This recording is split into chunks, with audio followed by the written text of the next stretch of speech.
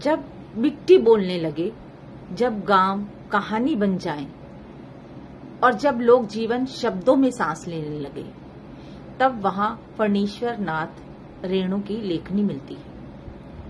आज शब्दों का सफर हमें हिंदी साहित्य के उस कथाकार तक ले चलता है जिसने भारतीय गांवों की धड़कनों को अपनी कहानियों में और उपन्यासों में अमर कर दिया। जी हाँ, मैं बात कर रही हूँ फणीश्वर नाथ रेणु जी का। रेणु जी हिंदी साहित्य में आंचलिक कथा साहित्य के शिखर पुरुष माने जाते हैं। उन्होंने गांवों को दूर से नहीं देखा, बल्कि उनके साथ जिया। यही कारण है कि उनकी रचनाओं में खेतों की हरियाली, लोकगीतों की मिठास, मेले ठेले की रौनक और आम जनजीवन का संघर्ष सजीव होकर सामने आता है। उनका प्रसिद्ध उपन्यास मैला आंचल हिंदी साहित्य की अमूल्य धरोहर है। यह केवल एक गांव की कहानी नहीं, बल्कि स्वतंत्र भारत के ग्रामीण समाज का जीवंत दस्तावेज है। परती परी कथा, ठुमरी और मारे गए गुलफाम जैसी रचनाएं भी उनकी साहित्यिक प्रतिभा का प्रमाण है।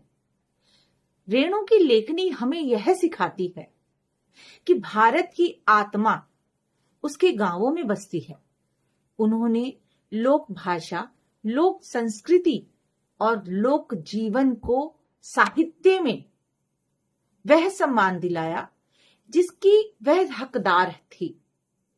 आज जब आधुनिकता की दौड़ में गांवों की पहचान बदल रही है, तब रेणु जी की रचनाएं हमें अपनी जड़ों, अपनी संस्कृति और अपनी मिट्टी से जुड़े रहने का संदेश देती हैं।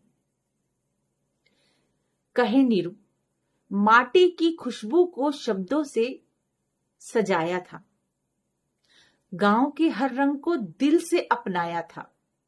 रेणु की लेखनी आज भी यही कहती है, अपनी जड़ों से जुड़ो, यही जीवन का साया था।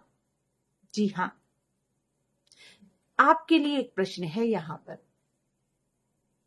क्या आपको लगता है कि आज का साहित्य और सिनेमा भारतीय गांवों और संस्कृति, लोक संस्कृति को उतनी ही संवेदनशीलता और सच्चाई से प्रस्तुत कर पा रहा है जितना फणीश्वर नाथ रेणु ने किया था? अपने उत्तर कमेंट बॉक्स में जरूर दीजिएगा। आपके विचार हमारे लिए बहुत अमूल्य हैं। अपनी विरासत को हमेशा संजो के रखिएगा, संभाल के रखिएगा। शब्दों के इस सफर के साथ नमस्कार।